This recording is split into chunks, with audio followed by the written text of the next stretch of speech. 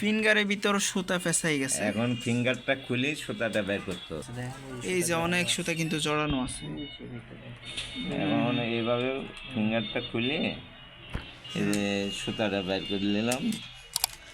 ফিঙ্গারটা খুলে এই যে সুতা তো আমরা আজকে ঝুঁকি এই প্লেন মেশিনের যে প্রবলেমটা সেই প্রবলেমটা দেখবো। আলি প্রবলেম কি? সুতা জড়িয়ে গেছে হুকে সুতা হুকে জড়িয়ে গেছে। মেশিনটা চালানোর সময় এই সুতাটা ঝরাই যায় আর কি।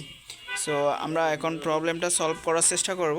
এগুলো কিন্তু অনেক আগের মেশিন, এখন তেমন একটা ইউজ ইট না, বাট বড় বড় ফ্যাক্টরিতে ইউজ হয়। সো আমরা দেখব এই প্রবলেমটা কোন জায়গা থেকে উৎপন্ন হচ্ছে এবং কেন সৃষ্টি হচ্ছে, সেই প্রবলেমটা আজকে সলভ করে দেখানোর চেষ্টা করব।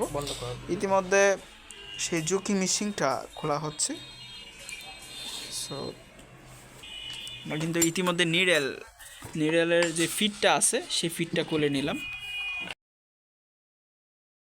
ফিঙ্গারের ভিতর সুতা ফেসাই গেছে। এখন ফিঙ্গারটা খুলে সুতাটা বের করতে হবে। এই যে অনেক সুতা কিন্তু জড়ানো আছে। এখন এইভাবে ফিঙ্গারটা খুলে এই যে সুতাটা বের করে নিলাম।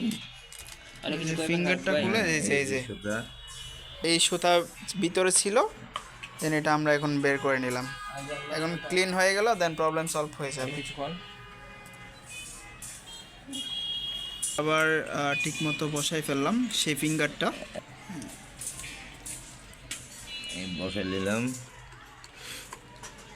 একটা দিলাম।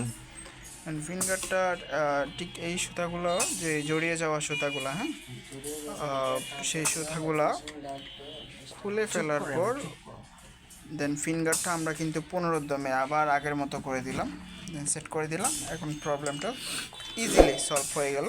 এখন ফিটটা লাগিয়ে দিব। এখন আমরা পুনরায় সেই ফ্লেটগুলো লাগাই দিচ্ছি আর কি। সেই ফ্লেটগুলো লাগাই দিব এবং এখানে আমাদের ফিটটা লাগাই দিব। এইসব একটা টেকনিক্যাল ব্যাপার, বুঝছো?